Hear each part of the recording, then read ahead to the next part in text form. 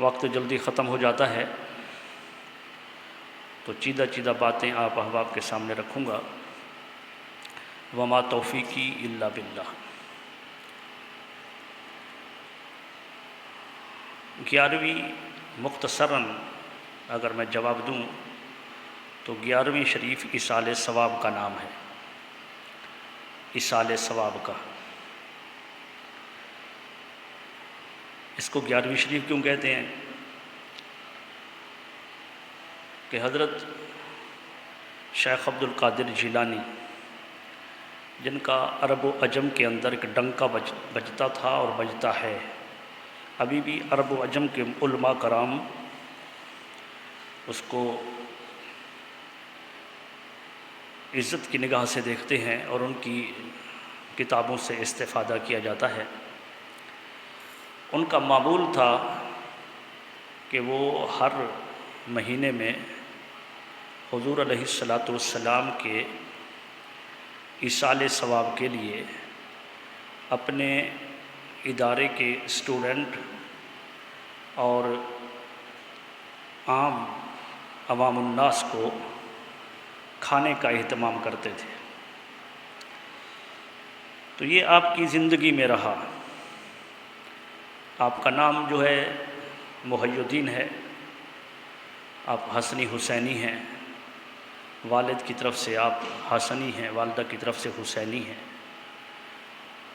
سید ہیں، حسنی حسینی ہیں، اور پارسا، نیک، پرہیزگار، متقی اور عالم فاضل، اتنا بڑے عالم کہ آپ کے زمانے میں آپ کے پائے کا عالم کوئی نہیں تھا۔ امام جوزی کا نام آپ نے سنا۔ امام ابن جوزی خود بیان کرتے ہیں آپ کی سیرت کو بیان کرتے ہوئے کہ مجھے آپ کے کچھ مریدوں نے کہا کہ آپ ہمارے شیخ کے درس میں چلیں۔ تو چونکہ میرا مشرب، میرا مسلک جو تھا وہ درس و تدریس تھا، تو میں نے کہا کہ آپ مجھے ایک پیر کی درس میں لے کر جانا چاہ رہے ہیں تو وہاں مجھے کیا ملے گا؟ تو انہوں نے کہا کہ آپ چلیں تو صحیح۔ الغرض میں نے ان کو جواب دیا، انہوں نے دوسری مرتبہ اصرار کیا، پھر تیسری مرتبہ اصرار کیا۔ ان کے بار بار اصرار کرنے پر جب ابن جوزی وہاں پہنچتے ہیں اور اپنے وقت کے مجے ہوئے عالم تھے، صرف نحو کے اندر قرآن، اصول قرآن، حدیث، اصول حدیث میں آپ کا ثانی کوئی نہیں تھا، تو آپ ان کے مریدوں کے ساتھ چلے گئے اور شیخ عبد القادر جیلانی نے قرآن مجید کی ایک آیت پڑھی اور اس کی تفسیر کی۔ تو ساتھ والے بیٹھے ہوئے شخص نے کہا کہ شیخ صاحب جو تفسیر کر رہے ہیں درست کر رہے ہیں؟ تو علامہ ابن جوزی نے کہا ہاں، یہ فلاں تفسیر کے اندر موجود ہے۔ پھر انہوں نے دوسری تفسیر کی تو قریب بیٹھے ہوئے شخص نے کہا کہ کیا یہ بھی صحیح کہہ رہے ہیں؟ تو علامہ ابن جوزی فرمانے لگے ہاں یہ بھی درست ہے، فلاں تفسیر سے یہ بیان کر رہے ہیں۔ الغرض 14 تفسیریں جو ہے علامہ ابن جوزی کے سامنے شیخ عبد القادر نے کی۔ 15ویں تفسیر میں جب پہنچے تو علامہ ابن جوزی نے فرمایا کہ میرا علم جواب دے گیا ہے، یہاں تک کہ شیخ عبد القادر جیلانی نے اس آیت کی 30 تفسیریں بیان کی اور آخر میں یہ کہا، آپ نے فرمایا مریدوں سے کہ اب ہم قال سے حال کی طرف منتقل ہوتے ہیں، یعنی یہ قال تھا جو زبان سے کہہ رہے تھے، اب حال کی طرف منتقل ہوتے ہیں۔ تو علامہ ابن جوزی کہتے ہیں میں تو اسی دن آپ کا مرید ہو گیا۔ تو اس وجہ سے یہ صرف ایک پیر نہیں تھے، جیسے ایک مشہور ہے پیران پیر، پیروں کے پیر، وہ اپنی جگہ پر ہے۔ پیروں کے پیر سے مراد یہ ہے کہ پیر کا معنی بزرگ ہوتا ہے، پیر کا معنی شیخ ہوتا ہے۔ آپ بڑے ایک عالم تھے اور آپ تقوی و ورع کے اندر آپ کا ایک مقام تھا، اور پیر ہوتا ہی وہی ہے جو صاحب تقوی و ورع ہو، وہ رحمان والا ہوتا ہے۔ اسے اولیاء ولی اللہ اسے کہتے ہیں جو اللہ والا ہوتا ہے، اور جو ڈھونگ رچائے ہوتا ہے وہ ولی اللہ نہیں ہو سکتا، وہ شیطان کا یار ہو سکتا ہے۔ جیسے آج کل بہت سی دکانیں کھل گئی ہیں، بہت سے لوگوں نے اس پیشے کو اپنا لیا ہے، اس لیے کہ اس میں آمدن زیادہ ہے، اور مارکیٹ میں اصل کی نقل تب آتی ہے جب اصل کی ڈیمانڈ ہوتی ہے۔ تو اصل جو ہے وہ چونکہ ولی ولایت کو چھپاتا ہے، ولی ابھی بھی ہیں اور قیامت تک رہیں گے، لیکن وہ چھپاتے ہیں اپنی ولایت کو، اور جو دکانیں چمکانے والے ہیں انہوں نے اس سلسلے کا، اس ولایت کا کباڑا کر دیا ہے، بدنام کر دیا ہے۔ تو شیخ عبد القادر جیلانی جب آپ واعظ فرماتے تھے، میں ابھی ملا علی قاری کی کتاب کا بھی میں گھر بیٹھا مطالعہ کر رہا تھا، اس کی کتاب ہے نزہۃ الخاطر الفاطر فی مناقب عبد القادر، ملا علی قاری، ابھی اردو کے اندر بھی آ گئی ہے۔ تو آپ کی سیرت پر انہوں نے لکھا ہے، تو آپ فرماتے ہیں ملا علی قاری علیہ رحمہ کہ آپ کے جلسہ میں 70 ہزار لوگ ہوتے تھے، اور اسی آپ کتاب کے اندر ملا علی قاری فرماتے ہیں کہ یہ قول سیدنا غوث الاعظم کا ہے کہ میں روزانہ 4000 غافل بندوں کو اللہ سے واصل کرتا ہوں۔ واصل کرنا اللہ سے ملانا، تو وہ یہ ہے نا کہ اللہ والے کیا کرتے ہیں، اللہ والے اللہ سے توڑتے نہیں ہیں، اللہ سے جوڑتے ہیں۔ اللہ والا وہی ہوتا ہے جو اللہ سے جوڑتا ہے، محبت بکھیرتا ہے، وہ ہر کسی کو محبت دیتا ہے۔ اللہ والا، اس کے پاس کوئی بھی آ جائے اس کے پاس محبت ہی ملتی ہے۔ تو آپ فرماتے ہیں کہ میں روزانہ 4000 غافل بندوں کو اللہ سے واصل کرتا ہوں، جو غفلت کی زندگی گزار رہے ہوتے ہیں۔ تو 70,000 میں 4000 کوئی ایسے غافل آ گئے تو آپ کے اس درس کے اندر انہیں بھی اللہ کا وصال مل گیا، اللہ کی ذات مل گئی۔ تو لہٰذا آپ بتا یہ رہا تھا کہ 11ویں کیا ہے، تو آپ جو ہے ہر مہینے حضور علیہ الصلوۃ والسلام کے ایصال ثواب کے لیے آپ لنگر کا اہتمام کرتے تھے، اور وہ اپنے ادارے کے اسٹوڈنٹ اور عوام الناس کے لوگوں کو کھلاتے تھے۔ وقت ایسا ہوا کہ آپ کا وصال ہوا۔ جب آپ کا وصال ہوا تو 11 ربیع الثانی تھی، آج کا دن 11 ربیع الثانی، اور 561 ہجری آپ کا وصال ہو گیا۔ اب لوگوں نے کیا کیا، وہ جو آپ کے پاس آتے تھے، آپ کا طریقہ دیکھتے تھے، انہوں نے 11 تاریخ کو آپ کے اسی طریقے کو باقی رکھتے ہوئے ایصال ثواب کرنا شروع کر دیا۔ اور حضور علیہ الصلوۃ والسلام کے ایصال ثواب کے ساتھ جیسے ہم کرتے ہیں، ہم کسی والدین کے ایصال ثواب کے لیے کوئی محفل کریں تو حضور علیہ الصلوۃ والسلام کا نام سر فہرست آتا ہے کہ سب سے پہلے ہمارے نبی صلی اللہ علیہ وسلم کو یا اللہ یہ ثواب عطا کر۔ تو اسی طرح وہ جو آپ کے معتقدین تھے، آپ کے جو آپ پر محبت کرنے والے تھے، انہوں نے یہ سلسلے کو جاری رکھا یہاں تک کہ یہ عرب یہ اپنا برصغیر پاک و ہند میں اس کے اندر آپ 11ویں والے کے نام سے معروف ہو گئے۔ اچھا، یہ نام صرف یہ برصغیر پاک و ہند کا ہے، اگر 11ویں کا نام آپ عرب کنٹری میں لیں تو کوئی نہیں جانتا۔ ایصال ثواب کو ہر کوئی مانتا ہے، ایصال ثواب کو دنیا میں مانا جاتا ہے، ایصال ثواب کا انکار نہیں، لیکن آپ کہیں 11ویں تو 11ویں کو عرب کنٹری میں نہیں جانتے، اس لیے کہ وہاں 11ویں کے نام سے نہیں، یہ 11ویں کا نام 11ویں والا پیر جو ہے وہ 11 کو حضور علیہ الصلوۃ والسلام کی ایصال ثواب کے لیے جو لنگر تقسیم فرماتے تھے، آپ خیرات کرتے تھے، اسی وجہ سے مریدین نے کی، تو اسی وجہ سے بالخصوص یہاں کے لوگوں نے ان کو معروف کر دیا 11ویں والا پیر، یعنی جو 11 کو فوت ہوا، اب ان کے ایصال ثواب کے لیے یہ کرتے تھے۔ اب یہ 11ویں مشہور پڑ گئی، اور میں نے عرض کیا کہ یہ 11ویں جو ہے یہ ایصال ثواب کا نام ہے، ایصال ثواب کا۔ اچھا، جب یہ ایصال ثواب کا نام ہے تو ایصال ثواب تو جائز ہے۔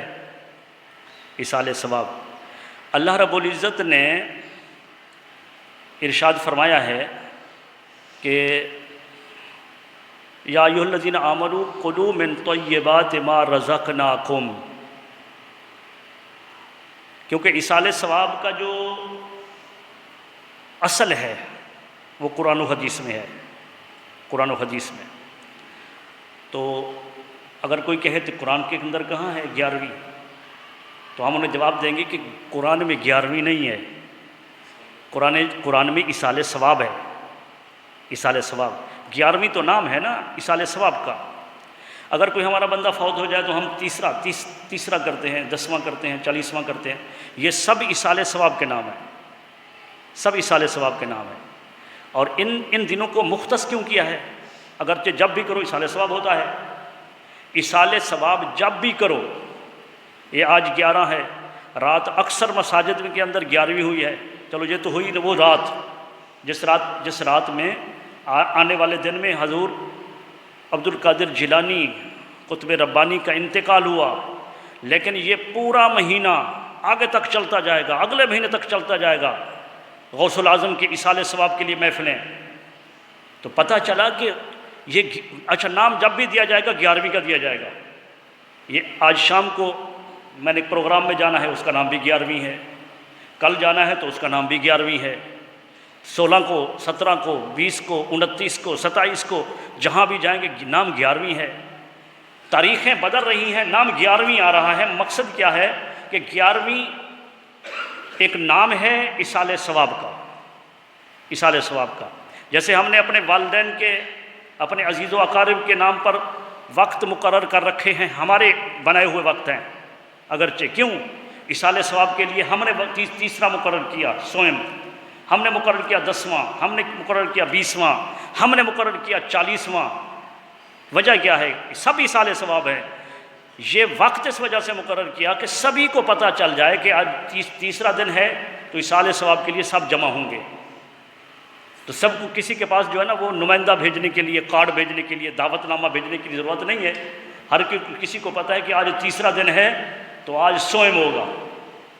10ویں کے دن فاتحہ کا ایک اس دن اہتمام کر لیا، تو یہ اگرچہ ہمارے نام رکھے ہوئے اور ہمارے یہ دن مقرر کیے ہوئے ہیں، لیکن ہیں درست، اس میں کوئی اور کیلو کال نہیں ہے کہ یہ سارے کے سارے دن نام تو ان کے مختلف ہیں، لیکن سب کے سب کا مقصد کیا ہے؟ ایصال ثواب کرنا، ایصال ثواب کرنا۔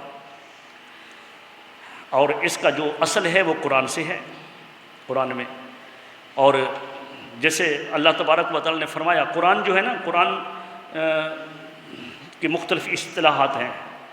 قرآن کبھی دو ٹوک صاف الفاظ میں بیان کرتا ہے، صاف الفاظ میں، کبھی وہ اشارۃ النص میں بات کرتا ہے، قرآن اشارے میں بات کرتا ہے، کبھی دلالت النص میں بات کرتا ہے، وہ آیت وہ دلالت کر رہی ہوتی ہے اس عمل پر۔ یہ عبارت النص، یہ اشارت النص، یہ دلالت النص، یہ ساری اصطلاحات ہیں جو ہمیں مدارس میں پڑھی جاتی ہیں، سبھی کو پڑھی جاتی ہیں۔ تو بتا یہ رہا تھا کہ اللہ نے فرمایا کہ یا ایھا الذین آمنوا، اے ایمان والو، کلوا مما رزقناکم، تم کھاؤ جو ہم نے تمہیں رزق دیا ہے۔ کلوا من طیبات ما رزقناکم، تم پکیزہ چیزیں کھاؤ جو رزق ہم نے تمہیں عطا کیا ہے۔ تو پکیزہ چیزیں کھانے کا حکم قرآن نے دیا ہے، اور جیسے میں نے بتایا کہ قرآن صرف اشارہ اور اصل کی بات کرتا ہے، کبھی کبھار قرآن صراحت میں بات کرتا ہے۔ جیسے قرآن فرماتا ہے کہ وَأَقِیمُوا الصَّلَاةَ، نماز قائم کرو، نماز پڑھو، وَآتُوا الزَّکاۃ، زکوٰۃ ادا کرو۔ صاف الفاظ میں قرآن نے فرمایا یہ کام کرو، اور کبھی اشارہ کرتا ہے۔ اب رب کائنات نے یہاں فرما دیا کہ یا ایھا الذین آمنوا کلوا من طیبات ما رزقناکم، اے ایمان والو جو ہم نے تمہیں پکیزہ رزق دیا ہے اس میں سے کھاؤ۔ اب کوئی بندہ کہے کہ قرآن میں ٹماٹر کہاں لکھا ہے، بیگن کہاں لکھا ہے، مولی کہاں لکھی ہے؟ ہم کہیں گے بھائی بات یہ ہے کہ یہ ٹماٹر، یہ مولی، یہ بیگن، یہ سب کچھ ما رزقناکم من طیبات ما رزقناکم، وہ جو ہم نے تمہیں رزق پکیزہ دیا ہے ان میں سے کھاؤ۔ یہ سارا ذکر اشارتاً اس میں آ گیا ہے، یہ سارا کچھ اس کے اندر آ گیا ہے۔ اب اللہ تعالیٰ نے اس کو جدا جدا کر کے یہ نہیں بتایا ہے کہ تم یہ سبزیوں کے نام بھی گنوائے اور ان گنت چیزیں جو ہم کھاتے ہیں اس کا نام گنوائے۔ تو رب کائنات اشارہ دیتا ہے، اشارہ دیتا ہے۔ اللہ رب العزت جو ہے ارشاد فرماتا ہے کہ وَمَا لَكُمْ أَلَّا تَأْكُلُونَ مِمَّا ذُكِرَ اسْمُ اللَّهِ عَلَيْهِ، تمہیں کیا ہو گیا ہے کہ جن چیزوں پر اللہ کا نام لیا جاتا ہے تم اس کو کیوں نہیں کھاتے ہو؟ سورۃ الانعام ہے، 8واں پارہ ہے، 8ویں پارے کے سورۃ الانعام 8واں پارہ، بالکل آخری 16 لائن کا اگر آپ قرآن ہو تو بالکل آخری لائن ہے یہ۔ فرمایا تمہیں کیا ہو گیا کہ جن چیزوں پر اللہ کا نام لیا جاتا ہے تم اس کو کھاتے نہیں ہو۔ وَقَدْ فَصَّلَ لَكُمْ مَا حَرَّمَ عَلَيْكُمْ، حالانکہ اللہ نے تفصیل کے ساتھ جو کچھ تم پر حرام تھا وہ تفصیل کے ساتھ بیان کر دیا ہے۔ جو کچھ حرام تھا وہ تفصیل کے ساتھ رب نے بیان کر دیا۔ اب جو چیزیں حلال ہیں جن پر اللہ کا نام لیا جاتا ہے اس کو کیوں نہیں کھاتے ہو؟ ٹھیک ہے نا؟ تو رب کائنات نے یہ فرمایا کہ جن پر اللہ کا نام لیا جائے، کوئی فاتحہ نیاز ہو، کوئی نظر اللہ کے لیے ہوتی ہے، یہ بات پہلے ذہن نشین کر لیں۔ نظر جو ہے نا، نظر، منت، یہ صرف اللہ کے لیے ہے، یہ عبادت ہے، عبادت صرف اللہ کے لیے ہوتی ہے، اور اس کا ثواب کسی کو پہنچانا یہ جائز ہے۔ رب کائنات نے قرآن مجید میں ارشاد فرمایا والذین جاءوا من بعدہم، وہ جو ان کے بعد آئیں گے۔ کن کے بعد آئیں گے؟ یہ مہاجرین و انصار کے بعد آئیں گے، میرے صحابہ کے بعد آئیں گے۔ والذین جاءوا من بعدہم یقولون، وہ کہیں گے ربنا اغفر لنا ولاخواننا الذین سبقونا بالایمان، اے ہمارے رب ہماری بخشش کر اور ہمارے ان مومن بھائیوں کی بخشش کر جن کا خاتمہ ایمان پر ہوا ہے۔ تو یہ ایصال ثواب کیا ہوتا ہے؟ ایصال ثواب دعا ہی تو ہوتی ہے نا۔ ایصال ثواب کسی چیز کا دعا کرنا، سب کچھ قرآن پڑھنا، یہ اس کے لیے خیرات کرنا، اور پھر آخر میں جو قصہ تمام ہوتا ہے ایصال ثواب کا وہ ہوتا ہے دعا پر۔ تو رب کائنات یہی تو اصل دے رہا ہے کہ وہ جو ان کے بعد آئیں گے وہ اپنے مومن بھائیوں کے لیے دعا کریں گے کہ یا اللہ ہماری بھی بخشش کر اور ہمارے ان مومن بھائیوں کی بخشش کر جن کا خاتمہ ایمان پر ہوا، جن کا خاتمہ ایمان پر ہوا، ان کی بخشش کی دعا کریں گے۔ اچھا، سوال یہ پیدا ہوتا ہے کہ وہ جو قرآن نے کہا ہے کہ یقیناً قد فصل لکم ما حرم علیکم، کہ یقیناً اللہ نے تمہارے لیے حرام کی تفصیل کے ساتھ بیان کر دیا ہے، تو قرآن مجید نے تفصیل کے ساتھ حرام کو بیان کیا ہے، اس سے بچو، باقی جو چیز بھی ہے اس کو کھاؤ۔ حرام سے بچو، حرام سے بچو، تفصیل کے ساتھ رب نے اس کو بیان کیا، اور باقی جن پر اللہ کا نام لیا جائے ان کو کیوں نہیں کھاتے ہو؟ تو وہ حرام شدہ چیزیں کیا ہیں؟ رب کائنات نے سورہ بقرہ میں ارشاد فرمایا انما حرم علیکم المیتۃ، اے لوگو بے شک تمہارے اوپر حرام کیا گیا ہے مردار، مردار یعنی وہ جانور جو بغیر ذبح کیے مر جائے۔ اب رات کو جانوروں کو باڑے کے اندر بند کیا، صبح اٹھے تو جانور مرا پڑا ہے، فرمایا کہ وہ مردار حرام ہے، تمہارے اوپر حرام کیا گیا، انما بے شک حرام کیا گیا ہے تمہارے اوپر مردار، والدم اور خون، خون بھی حرام ہے۔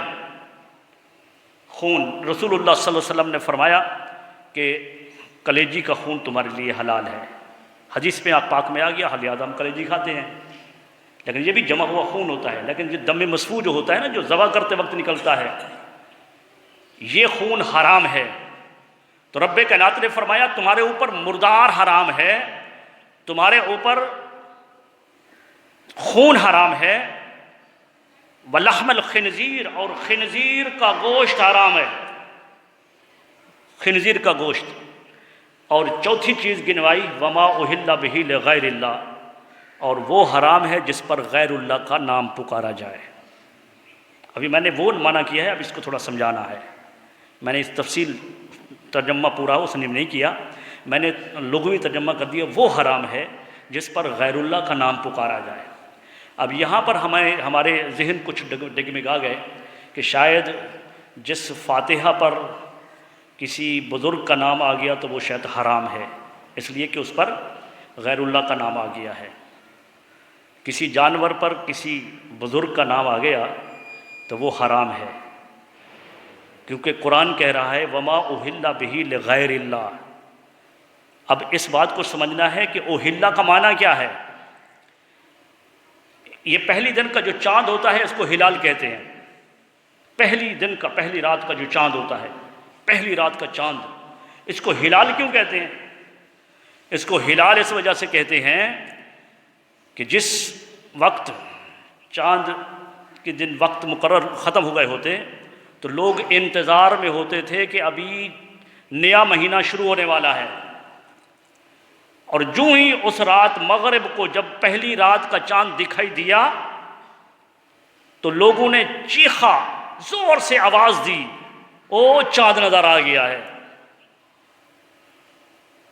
چاند نظر آ گیا ہے۔ یہ ہمارے ہاں دیہاتوں کے اندر ابھی بھی وہ بالخصوص رمضان کے چاند میں ایسا ہوتا ہے، رمضان کے چاند میں، اور یہاں بھی ہوتا ہے۔ یہاں تو اور طریقے سے ہوتا ہے نا کہ وہ پٹاخے چھوڑتے ہیں یا فائرنگ کرتے ہیں، پتہ چل جائے بھی چاند نظر آ گیا ہے۔ لیکن ہلال کا معنی بتا رہا ہوں، ہلال کا معنی اس وجہ سے اس کا ہلال نام رکھا گیا کہ اس چاند کو پکارا جاتا ہے اور زور سے لوگ آواز نکالتے ہیں کہ وہ چاند نظر آ گیا ہے، اس وجہ سے پہلی رات کے چاند کو ہلال کہتے ہیں۔ اور اسی عربی کے اندر جو بچہ پیدا ہوتا ہے عین پیدائش کے وقت جب رحم مادر سے خارج ہوتا ہے تو وہ جو پہلی چیخ مارتا ہے اس کو بھی عربی کے اندر آہلہ السبی، بچے کی پہلی چیخ، اس کو بھی ہلال کہتے ہیں، آہلہ۔ تو پتہ چلا کہ ہلال کا معنی ہے پکارنا۔ اب اللہ تبارک و تعالی نے یہاں کیوں فرمایا کہ وما اہل بہ لغیر اللہ، جن پر غیر اللہ کا نام پکارا جائے وہ بھی اسی طرح حرام ہے جس طرح مردار حرام ہے، جس طرح خون حرام ہے، جس طرح خنزیر کا گوشت حرام ہے، اسی طرح وہ بھی حرام ہے جس پر غیر اللہ کا نام پکارا جائے۔ کچھ ہمارے بھائیوں نے اس پر غلطی کھائی، انہوں نے مطلقاً کہہ دیا کہ جس چیز پر بھی غیر اللہ کا نام پکارا جائے وہ حرام ہے، حالانکہ میں یہ بات وثوق کے ساتھ کہہ رہا ہوں اور چند تفسیریں آپ کو گنوا رہا ہوں کہ آپ ان کا مطالعہ کریں، اور اس کے علاوہ ساری کتابوں کا تفسیروں کا مطالعہ کریں جو ہمارے اس جھگڑے سے پہلے کی تھی۔ یہ جھگڑا جب سے شروع ہوا اس سے پہلے کی جو تھی، تو جب اس تفسیروں کو آپ پڑھیں گے تو کسی کے اندر بھی یہ نہیں ہے کہ اس سے مراد ہر وہ طعام ہے، ہر وہ جانور ہے جس پر غیر اللہ کا نام پکارا جائے۔ تو پھر وہ ان تفسیروں میں کیا ہے؟ ان تفسیروں میں تفسیر ساوی، تفسیر خازن، تفسیر مظہری، تفسیر تبیان القرآن، تفسیر ضیاء القرآن، خازن کو پڑھیں، بغوی کو پڑھیں، رازی کو پڑھیں، ارے درجنوں تفسیروں کو پڑھیں، کسی نے بھی معنی نہیں کیا۔ انہوں نے معنی کیا کیا؟ انہوں نے معنی یہ کیا کہ عین وقت ذبح اگر جانور پر غیر اللہ کا نام لیا جائے تو وہ حرام ہے۔ عین وقت ذبح کرتے وقت، جس وقت ذبح کر رہے ہیں نا، تو عین وقت ذبح اگر جانور پر کیا پڑھتے ہیں ہم؟ بسم اللہ اللہ اکبر، یہ کہتے ہیں نا بسم اللہ اللہ اکبر۔ اور اگر میں یہ کہہ رہا ہوں کہ اگر عین وقت ذبح ہم بسم اللہ بے محمد کہہ دیں، یعنی ہم اللہ کے شروع اللہ کے نام سے، اور یہ محمد کے نام پر ہیں، ہم جو ہے نا اللہ کا نام لینے کی سوائے ہم نبی کا نام لے لیں، تاجدار کائنات کا نام لے لیں، کسی غوث قطب ابدال کا نام لے لیں، انبیاء کرام میں سے کسی نبی کا نام لے لیں، وہ جانور مردار ہو جائے گا۔ عین وقت ذبح اگر غیر اللہ کا نام لیا جائے تو، وقت ذبح اگر غیر اللہ کا نام لیا جائے تو وہ جانور حرام ہو جائے گا۔ اور انہوں نے کہا کہ اس میں وقت ذبح کی بات ہے۔ اگر یہی کہا جائے کہ نہیں وقت ذبح نہیں، مطلقاً ہے، تو اور بتائیے پھر پہلی سورت کا نام کیا ہے؟ قرآن مجید کی پہلی سورت سورہ فاتحہ کے بعد سورۃ البقرہ، بقرہ کا معنی کیا ہے؟ گائے۔ دوسری سورت کون ہے؟ آل عمران، عمران کی اولاد۔ تو آل عمران معبود ہے یا مخلوق ہے؟ اور اس کے بعد کون سی صورت ہے؟ سورۃ النساء، نساء عورتیں، غیر اللہ کا نام آیا۔ سورۃ المائدہ، دسترخوان، 15ویں پارے کی پہلی آیت، سبحان الذی اسریٰ بعبدہ لیلا من المسجد الحرام۔ مسجد حرام کسی کا نام ہے؟ مدینہ میں گیا تو ایک مسجد کا نام ابو بکر ہے، ایک مسجد کا نام عمر ہے، ایک کا نام مسجد عثمان ہے، ایک کا نام مسجد علی ہے۔ روڈ پار گزرا تو مسجد بلال ہے۔ کائنات کے اندر جہاں بھی دیکھو مسجدوں پر غیر اللہ کا نام آ رہا ہے، مسجدوں پر، صورتوں پر، اللہ کی کتاب کے اندر صورتوں پر غیر اللہ کا نام آ رہا ہے۔ مطلقاً کہا جائے کہ غیر اللہ کا نام آنے سے چیز حرام ہو جاتی ہے تو خدا را اس میں تو ہم جینا بھی ہمارا مشکل ہو جائے گا، اس میں ہم نہیں رہ سکتے۔ پھر کوئی کہے کہ یہ مال کس کا ہے، میں کہوں کہ میرا ہے۔ کوئی کہے کہ یہ کس کا ہے، میرے بیٹے کا ہے، یہ محمد علی کا ہے، یہ عبید الرحمن کا ہے۔ بھئی عبید الرحمن تو غیر اللہ ہے، یہ حرام ہو گیا۔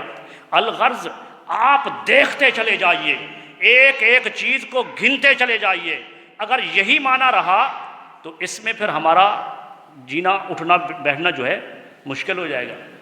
تو لہٰذا یہی معنی کیا مفسرین کرام نے کہ عین ذبح کے وقت ذبح اگر غیر اللہ کا نام آ جائے تو وہ جانور حرام ہو جاتا ہے۔ اچھا یہ کیا کرتے تھے؟ یہ جو بت پرست تھے نا، یہ وقت ذبح یا تو پکارتے تھے اپنے معبودوں کو، لات کو پکارتے تھے، حبل کو پکارتے تھے، منات کو پکارتے تھے، اور یا ایسا کرتے تھے کہ انہوں نے ایک پتھر نصب کیے ہوئے تھے، ان پر جا کر جانور کو ان کے نام پر ذبح کر کے پھر اس کا خون ان کو ملتے تھے ان کو۔ دونوں چیزیں حرام ہیں۔ غیر اللہ کا نام اگر پکارا جائے وقت ذبح تو جانور حرام، جانور کو ذبح کر کے خون ملا جائے یہ عمل بھی حرام۔ کوئی کسی درگاہ کے اوپر غیر اللہ کا نام تو سوال ہی پیدا نہیں ہوتا کہ جانور کے ذبح کرتے ہوئے ہو، اور اگر کوئی خون ملے تو یہ بھی میں کہہ رہا ہوں حرام ہے، منع ہے، حضور نے منع کیا، آقا علیہ الصلوۃ والسلام نے قرآن مجید میں بھی آیت آئی ہے کہ حرام ہے، کیونکہ یہ عمل ایک منسوب ہے بتوں کے ساتھ، اور عبادت وہی ہوتی ہے جو اللہ تبارک و تعالیٰ کے لیے ہے۔ تو جانور جب بھی ذبح کیا جائے وہ اللہ رب العزت کے تقرب کے لیے ذبح کیا جائے۔ اب جب ذبح کریں اس سے پہلے کی نیت ہو کہ اس کا ثواب فلاں کو پہنچانا ہے، والدین کو پہنچانا ہے، شیخ عبد القادر جیلانی کو پہنچانا ہے، یا کسی کو پہنچانا ہے، تو یہ جائز ہے، یہ جائز۔ قرآن نے اس کا اشارہ دیا، جیسے میں نے قرآن کی آیت کو کیا، حدیث پاک میں تفصیل کے ساتھ ہے۔ آپ اگر بخاری کو اٹھائیں تو بخاری کے اندر حضور علیہ الصلوۃ والسلام کا فرمان حضرت انس بن مالک سے روایت ہے، حضرت انس بن مالک سے مختلف حدیثیں ہیں، اور ایک روایت میں یہ ہے کہ ایک صحابی کی والدہ فوت ہو گئی، تو حضرت سعد رضی اللہ سعد بن عبادہ کی والدہ فوت ہو گئی، حضور صلی اللہ علیہ وسلم کی بارگاہ میں آئے اور عرض کی کہ یا رسول اللہ میری والدہ فوت ہو گئی ہے، میں کیا عمل کروں کہ اس کا ثواب میری والدہ کو پہنچے؟ تو جس چیز کی جہاں ضرورت ہوتی ہے اس کا ثواب زیادہ پہنچتا ہے، جس چیز کی ضرورت ہوتی ہے تو فقیر کی، غریبوں کی، مسکینوں کی ضرورت کو دیکھ کر مدد کیا کرو۔ غریبوں کی ضرورت کیا ہے؟ تو اس جگہ پر پانی کی ضرورت تھی، تو حضور علیہ الصلوۃ والسلام نے فرمایا کہ تم ایک کنواں کھدواؤ، اور وہ اپنے والدہ کے ایصال ثواب کے لیے، اور حضور نے اس کنویں کا نام خود رکھا حاذہ بئر لأم سعد، یہ کنواں سعد کی ماں کے لیے ہے۔ اب یہ عبادت ہے، لوگ پانی پئیں گے، صدقہ ہے نا، ایک صدقہ ہے۔ حضور علیہ الصلوۃ والسلام نے فرمایا کہ لوگ پانی پئیں گے لیکن اس کا ثواب تیری والدہ کو ملتا رہے گا، جب تک کنواں جاری رہے گا لوگ پانی پئیں گے، چرند پرند پانی پئیں گے، تو اس کا متواتر ثواب تیری والدہ کو ملتا رہے گا۔ تو حضرت سعد نے یہ عمل کیا، اور اس کے کنویں کا نام بھی بعد تک، ابھی تک مشہور ہوا، جب تک کنویں کا نشان ہے رہا کہ یہ بئر جو ہے، یہ کنواں جو ہے، یہ سعد کی ماں کے لیے ہے، یہ سعد کی ماں کے لیے۔ تو ایسا کرنا جائز ہے بھئی، اگر ایسا جائز نہ ہو تو ہم جانور، قربانی کے جانور کو کیا کریں گے؟ قربانی کا جانور حضور علیہ الصلوۃ والسلام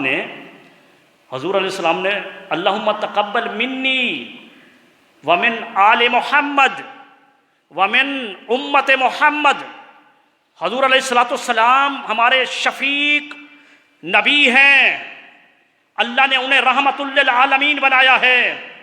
کوئی غریب قیامت تک رہے گا جو حسرت کرے گا کاش میرے پاس بھی کچھ پیسہ ہوتا، قربانی کر لیتا۔ اللہ کے پیارے حبیب کا کرم دیکھو جو اللہ تبارک و تعالی نے اپنے حبیب کو عطا کیا۔